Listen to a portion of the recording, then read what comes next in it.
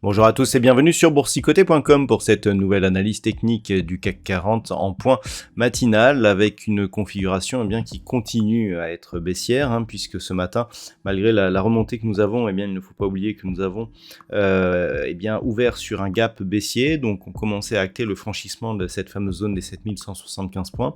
Puis actuellement, on est ici sur un rebond mais qui est essentiellement technique. L'enjeu sera de voir si on peut effectivement revenir au contact de cette zone des 7250 points. Au niveau de l'indicateur MACD, on a un signal de rebond technique.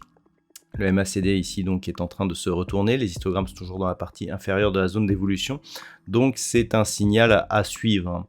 Au niveau du palmarès, nous avons quelques valeurs qui parviennent à bien s'en tirer, puisque par exemple en tête du CAC 40 nous avons Renault actuellement à plus 2,51%, Safran plus 1,97, Airbus plus 1,84, derrière Michelin et Orange sont autour d'une progression autour de 1%.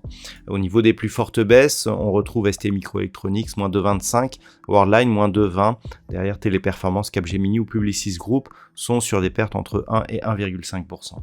Donc on le voit, toujours une poursuite du mouvement baissier.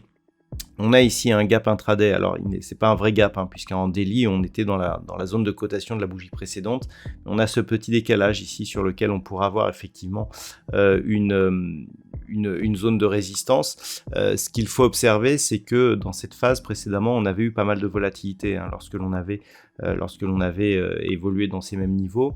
Donc à voir, peut-être que les cours vont revenir directement ici au niveau de la zone des 7250 points. Le marché est toujours tendu du fait d'une possible poursuite d'une politique monétaire agressive de la part de la Fed, et donc il y a énormément de prudence.